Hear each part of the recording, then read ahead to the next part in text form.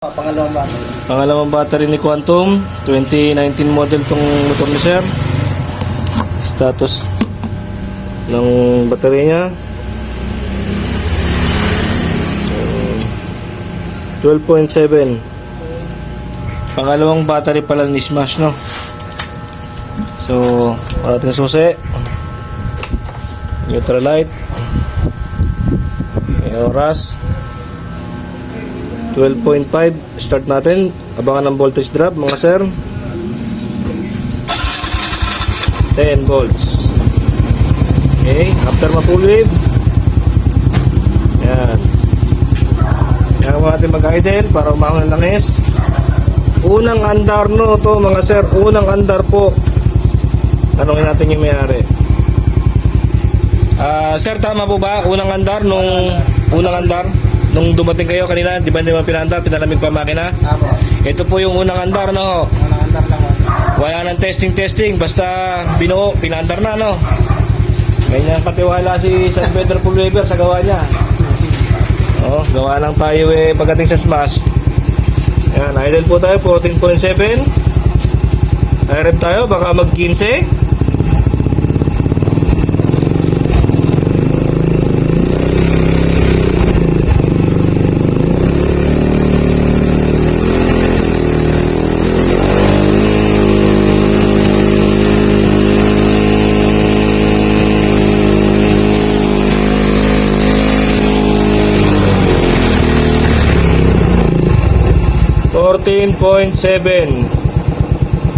Idle tsaka minor. Okay, nagbabawi yung baterya kasi nga po bagong full wave. Nagpalit na rin po tayo ng LED headlight. Pause na ang lingkod nyo. Philips po tayo ginagamit natin, Philips T19. Itapat mo yung baterya dong, babasahan ko ng kuryente yan. Low beam, high beam, low beam, high beam. Lagyan sa high beam, busina tayo mga sir. Okay, 13 point, yan, 13.4. Idle po, nakabukas ang headlight, nasa high beam. Kaya po pala nagpapulip sir ay hindi magamit yung mini driving light dahil laging lobat. Hindi naman nagana. Hindi naman nagana kuya. Ayun, may toyo. May toyo, umilaw. Umilaw sa low beam. Kaya ko kung low beam ba yun o high beam. High beam yung puti. Ayun, low beam yung dilaw, high beam yung puti. Okay po, napaka taas, no? Taas, mataas yung pagkakasa. So tingnan natin yung ating charging. 12.08 mga sir. Yan, bagong full wave po mga sir, bagong full wave. Hindi na po nababa ng 11. Okay po, stable na po. Lalakas pa po yung baterya niyan pagka biniyahin na po ni sir. Nagkakabuhay si sir, kaya malamang pagdating sa kanila, full charge na po yung battery na yan. Okay po mga sir.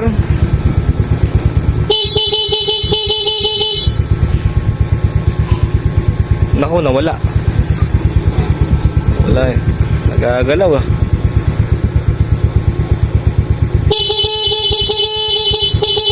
Okay, pabayaan mo natin magkarga. Sir, pagka kumura pa yan, stock busina, hindi ko na alam ano.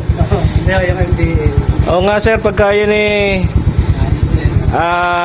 naka mini driving light, tapos ang busina stock lang naman, at kumura pa, may mali na po doon sir. Kadalasan po kasi pagka stock na busina, mahirap po, mahirap pakurapin. Ano po? So, interviewin kita sir, sabang sa video. Sama. Ayun dyan sir, no? Sir, magandang papunta na sa gabi. Paggabi na. Sir, nasaksihan nyo po ang pagkakagawa sa motor nyo. Oo. Kaka-full wave ni San Pedro Pulweber. Baka po meron po kayong masabi sa trabaho ni San Pedro Pulweber sa motor nyo sir. Ayos man, lumakas na ang battery. Wala magagamit ng MDL. Yan. Nakita niyo po kung paano po ako mag-wiring. Kamusta po ang pagkaka-wiring sa motor niyo, sir? Okay na. Okay na, okay. Malinis po ba pagkakabahid? Malinis. Ayun, yun lang naman ang habol ko, no? Ang ginagawa ko kasi, hanggat kaya kong gawing safety yung motor nyo, talagang gagawin ko yan. So, rekomenda na the best ang pagkakagawa. Oh, yun. So, sa mga smash user, no, paliliwanag ko lang sa mga naka-encounter dito. Di niyo sa may bandang batok, iuhubarin nyo yung batok na yan. May bakal dyan bracket, yung pinagsasandalan ng harness dito sa leeg, dito. Yung bakal na yun, balutan nyo na ho ng tape. Kadalasan doon ho nagkakaproblema kung bakit napipis sa motor. Nakita nyo po yan, sir, yung ginawa ko, ano? Yan. Pinalutan niya ng tape. Nagdagdag na tayo ng extra protection dahil mahirap na. Ito is smash eh.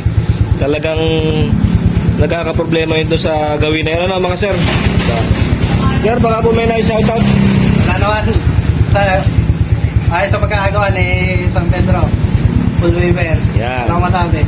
Taga-Kabuyo sir, no? Tama po ba? Taga-Kabuyo. Maraming dinaan ng bayan. Ewan ko ba kung bakit. Dito pa sa San Pedro rin nagpa-full wave. Peace po tayo sir. Okay. Papaalam na ako. Another one. Sa lahat na sumusuporta kay San Pedro Full Waver, maraming salamat po sa inyo lahat. Peace sa inyo and God bless po. Thank you po.